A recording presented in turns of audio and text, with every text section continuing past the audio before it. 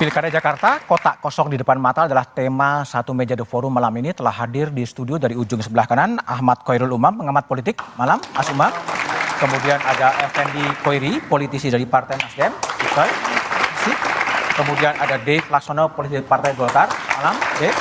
Ahmad Rika Patria dari Gerindra. Malam, Bang Rika. Kemudian ada Pipin Sopian, politisi PKS. Assalamualaikum. Terakhir Eriko Setaduta, politisi PDI Perjuangan. Selamat malam, Assalamualaikum. Waalaikumsalam. Saya awali pertanyaan dari Dave Laksono. Siap. Golkar itu biasanya sangat rasional, Ya. menghitung hasil survei. Yes. RK itu tinggi di Jawa Barat. Ya. Kemudian ditempatkan di Jakarta. Apakah ada arahan dari Pak Prabowo dan Pak Jokowi gitu? Ya gini, Golkar itu kan partai independen. Kita menentukan kebijakan, berpikirnya tidak hanya dalam waktu sebentar saja. Kita berpikir panjang, 5-10 tahun ke depan. Ya kita lihat bahwa Pak RK kapasitas, kapabilitas, popularitasnya juga sangat tinggi, dan juga Jakarta yang sebentar lagi akan menjadi DKJ.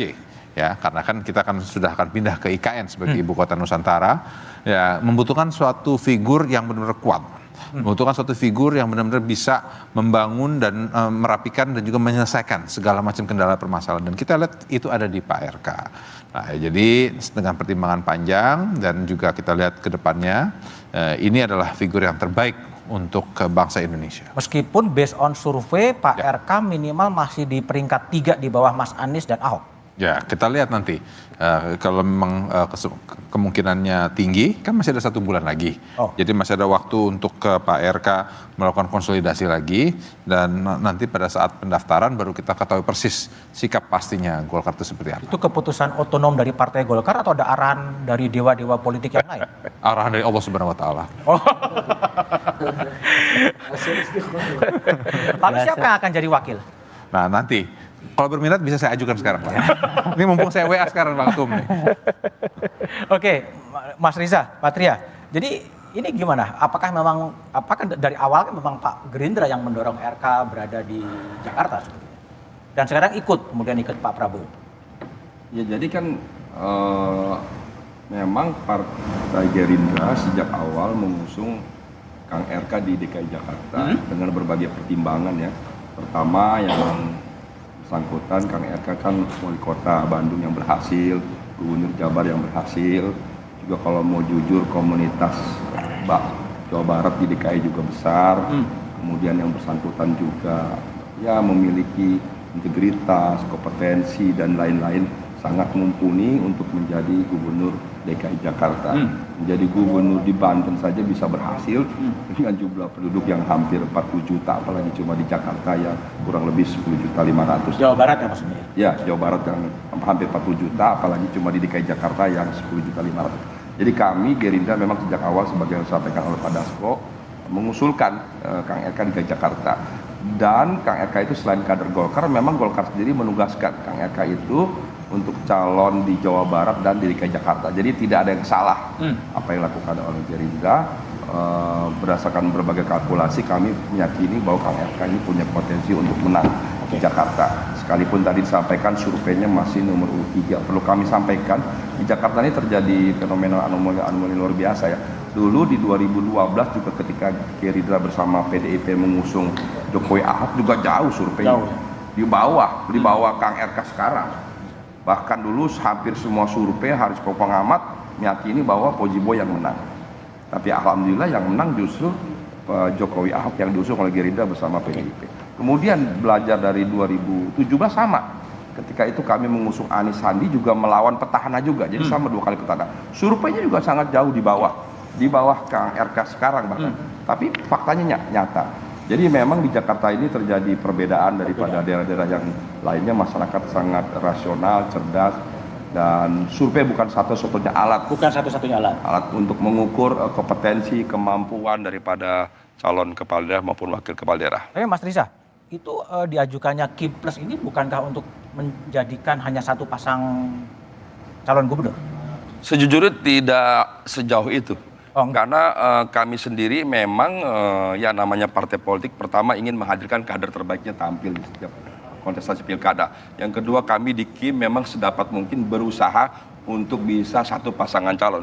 Sekalipun faktanya dari 545 tidak semua bisa bersatu. Bahkan di banyak daerah kami dengan PDIP banyak juga, kami dengan PKS banyak, dengan teman-teman Nasdem banyak. Jadi bahkan kami dengan Golkar juga berkompetisi di beberapa daerah. Jadi itu saya kira biasa ya, tidak linier dalam setiap pilkada itu dengan pilpres dalam berapa kali pilpres maupun pilkada. Jadi saya kira apa yang terjadi ini satu yang biasa saja.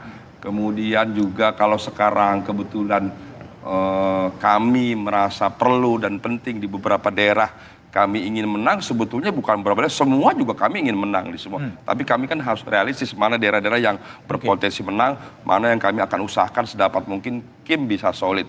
Di samping itu juga tentu kami ingin juga memberi kesempatan di seluar Kim, partai-partai di luar Kim kami persilahkan untuk dapat bisa bergabung. Tidak hanya di Jakarta. Iya, tidak hanya di Jakarta sebetulnya, di banyak daerah juga kami bersama-sama partai di luar Kim. Oke, baik. Bung Pipin, apakah kemudian PKS masih solid untuk mendukung Mas Anies atau ingin bergabung ke Kim tadi?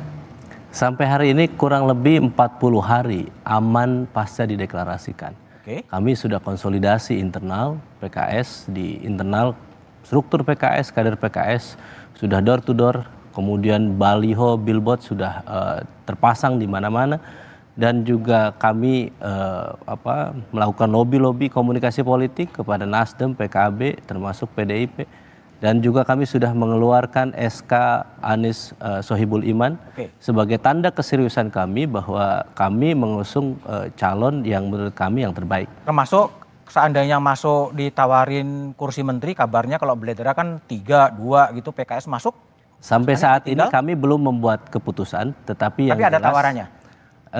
Saya tidak tahu. Yang jelas sampai saat ini kami belum mengambil keputusan ke depan apakah di dalam atau di luar pemerintahan. Nah, saya kembali ke pencalonan kami di Pilkada DKI, karena sudah 40 hari itu kami berusaha untuk mendapatkan respon dari calon-calon mitra koalisi kami. Dan belum dapat? Sampai saat ini belum dapat SK dari Nasdem maupun PKB, maka kami tentu akan pimpinan mempertimbangkan apakah akan memperpanjang waktu kepada Mas Anies supaya dapat tugas. Saya pekan pertama Agustus ini sebetulnya pertama Agustus. Kami berikan. Jadi gimana? Tadi belum ada sambutan dari PKB gitu katanya juga. Soal dari Nasdem, sorry. Karena pakai PT di PKB, sorry, Nasdem. Wajahnya masih dianggap PKB. Gimana? Ya, jadi pertama Jakarta ini kota nasional, internasional. Jadi kalau ada tokoh-tokoh atau figur-figur yang hebat masuk di Jakarta, kayak Bung Ridwan Kamil, itu bagus. Bagus. Nasdem mendukung? Ya bagus untuk kepentingan masyarakat, ada banyak pilihan. Kemudian ada Mas Anies yang memang sudah punya bukti memimpin Jakarta bersama Pak Reza ini kan sukses. Kemudian ada Ahok dari PDIP, itu kan ini bagus. Jadi rakyat diberi pilihan putra-putra terbaik bangsa untuk memimpin kota internasional. Meskipun nanti tidak lagi ibu kota. Tapi pertanyaannya, Nasdem masih dukung Mas Anies atau udah mau masuk ke dalam? Yang jelas deklarasi sudah dilakukan. Rekom belum? Rekom secara resmi belum. Kalau ada apa-apa ya kita tunggu ke depan seperti apa. Tunggu apa? Tapi kita berharap, ya nunggu waktu, momen. Tapi kita tetap berharap bahwa Jakarta banyak calon yang hebat-hebat. Sehingga rakyat punya pilihan yang hebat-hebat. Inilah saya kira akan terjadi demokrasi yang sehat, demokrasi yang memang rakyat bisa leluasa untuk memilih sesuai dengan hati nuraninya. Memilih kota kosong enggak ya? Bung Eriko. Jadi kalau PDIP gimana? PDIP juga kelihatannya bingung juga kelihatannya tuh. Mas Budiman, saya dari tadi, saya belum pernah loh adik-adik dan seluruh pemirsa ada di kiri luar begini. Biasanya di tengah-tengah antara itu. Ini berarti memang supaya dekat dengan aku, Mas. Kang Pipin, berarti agak terpinggirkan memang kita ini. Tapi jujur aja Mas Budiman, sebenarnya kami sudah menduga hal ini, bukan karena nama saya Eriko Sotarduga ya. Makanya menduga apa? Ini akan terjadi. Gitu. Apa yang akan terjadi itu apa? Iya, konsep-konsep seperti ini. Kalau dari segi kita cerita kewajaran, bahwa semua orang atau semua partai mau menang, itu pasti. Karena cerita 2029.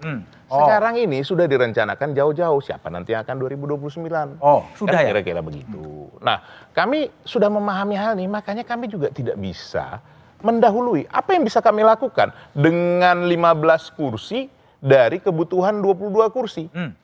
Tidak ada pilihan lain kecuali bersama-sama dengan partai lain. Nah, ini kalau kita mau kami sudah melihat seperti Nasdem ya, sebenarnya sudah terbaca. Kita lihat Adinda Saroni sudah nyampaikan kemungkinan berubah. Itu kan sudah tanda-tanda. PKS juga sudah kelihatan tanda-tandanya itu semua kalau kita melihat dengan jernih kan. Nah, kenapa saya berulang kali menyampaikan menawarkan dengan PKB? Kenapa? Karena di Jawa Timur kami yang tertinggi berdua. Silakan. Mau pilih jadi calon gubernur atau calon wakil gubernur.